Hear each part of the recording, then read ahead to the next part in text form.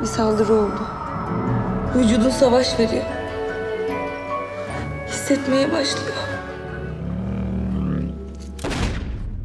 Ben sana evime gizlice gir sobayı হঠাৎ সারা বিশ্বের গণমাধ্যমে আলোচনায় মার্ভে ডিজদার। তারপর থেকে গুগল ও ইউটিউবে খোঁজা হচ্ছে তাকে।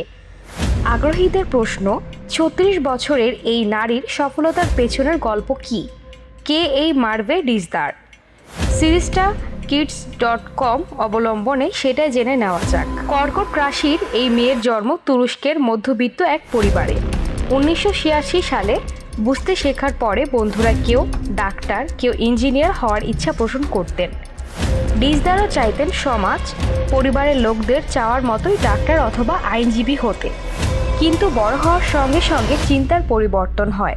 তিনি হতে চান অভিনেত্রী, তবে বেঁকে বসে পরিবার। কিন্তু তিনি এই চাওয়াকে আঁকড়ে ধরে বড় হতে থাকেন। তুরস্কের একটি বিশ্ববিদ্যালয়ে অভিনয়ের ওপর পড়াশোনা শুরু করেন, কিন্তু একসময় বুঝতে পারেন যতটা সহজ ভেবেছিলেন এই পেশা তার চেয়ে বহুগুণ কঠিন ও পরিশ্রমের।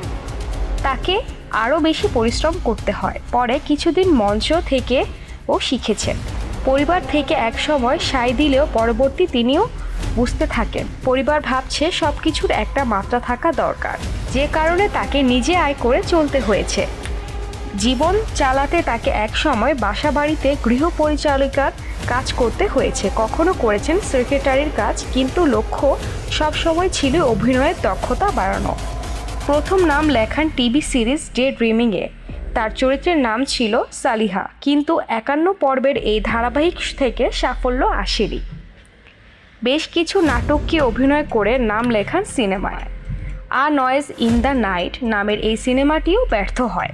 কেরিয়ার নিয়ে দুশ্চিন্তার মধ্যে দিয়ে দিন যাচ্ছিল। পরে টিভিতে দ্য নাইট প্রিন্ট, 5 ব্রাদার্স, 7 ফেসের মতো কাজ দিয়ে পরিচিত পেতে শুরু করেন।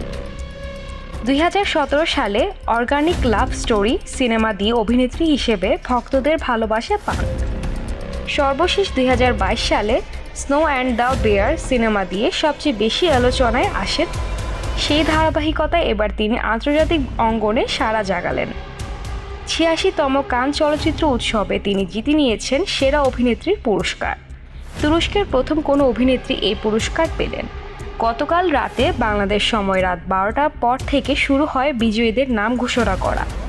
নিজের নাম শুনে চমকে ওঠেন এই অভিনেত্রী।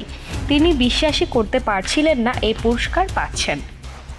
পুরস্কার হাতে নিয়ে আবেগপ্রবণ হয়ে পড়েন।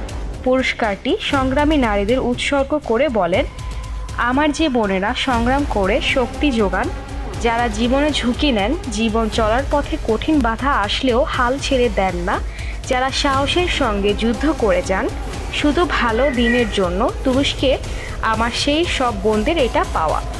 সেরা অভিনেত্রী পুরস্কারটি তাকে এনে দিয়েছে নুরি বিলগে জিলানের অ্যাবাউট ড্রাই গ্রাসেস সিনেমা। এই ছবিতে আর্টের শিক্ষিকার ভূমিকায় অভিনয় করেছেন ডিজদার। তার চরিত্রের নাম নুরাই।